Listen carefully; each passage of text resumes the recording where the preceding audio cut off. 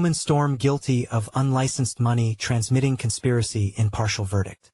After 2 Allen charges and 4 days of deliberation, a New York jury could not reach a unanimous agreement on the conspiracy to commit money laundering charge or the sanctions evasion charge. New York, Tornado Cash developer Roman Storm has been found guilty of conspiring to operate an unlicensed money transmitting business. A Manhattan jury decided Wednesday.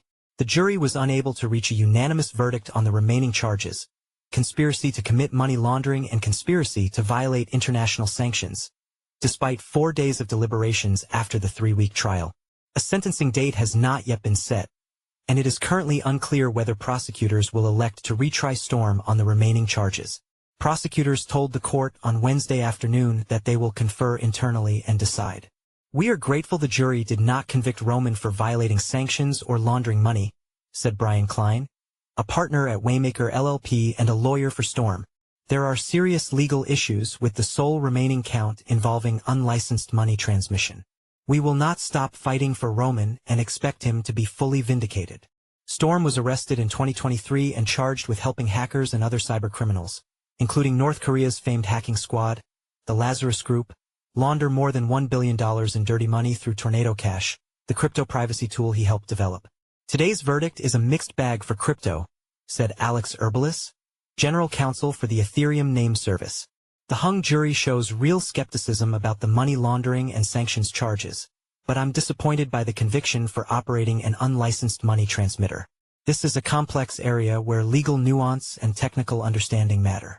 I'm not convinced the jury fully understood the crucial divide between custodial and non-custodial systems, a distinction that, if properly recognized, should make a conviction here impossible." After the jury read the verdict, prosecutors moved for Storm, who is currently out on bail, to be remanded to prison to await sentencing, arguing that he is from Russia. Storm was born in Kazakhstan and is a U.S. citizen who has lived in Seattle, Washington for over a decade, has advised people how to cheat the immigration system, and has the financial means to flee the country, according to reports from Inner City Press. Storm's lawyers pushed back, arguing that the developer is not a flight risk.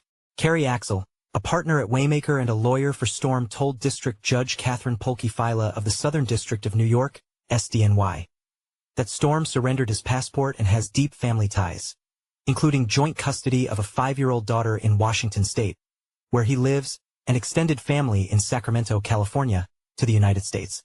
Fila ultimately sided with Storm's lawyers, arguing that she did not think Storm was a flight risk since he was only convicted on 1 charge. "He may appeal, he has every incentive to stay and fight," Fila said. "He is not a risk of flight given the size of the bond. There is a lot of fighting left in this case before sentencing, and I think Mr. Storm will stay for it." Amanda Tuminelli, executive director and chief legal officer at the Defy Education Fund, said that the organization will continue to support Storm as he fights the conviction on the money transmitting business charge, calling it fundamentally flawed charge from the start. "It is incredibly disappointing that the jury hung on the other 2 counts, because they also rest on the inaccurate, dangerous, and limitless principle that a software dev can be held responsible for third parties' use of their code. But it is not surprising the jury could not agree on those 2 counts. The DOJ made a ton of mistakes and they should not retry Roman on those charges," Tuminelli said in an X post. "It is now the Trump DOJ, not the Biden DOJ, who has a decision to make, and they absolutely can and should choose not to allow SDNY to pursue this case further." The verdict in Storm's case comes just a week after the developers of Samurai Wallet, a Bitcoin-focused privacy tool similar to Tornado Cash, pleaded guilty to 1 count each of conspiracy to operate an unlicensed money transmitting business. The developers, Keon Rodriguez and William Lonergan Hill, changed their initial not guilty pleas after reaching a deal with prosecutors that saw the heftier money laundering conspiracy charges dropped. On the news team at CoinDesk, Cheyenne focuses on crypto regulation and crime. Cheyenne is originally from Houston, Texas. She studied political science at Tulane University in Louisiana. In December 2021, she graduated from CUNY's Craig Newmark Graduate School of Journalism, where she focused on business and economics reporting. She has no significant crypto holdings.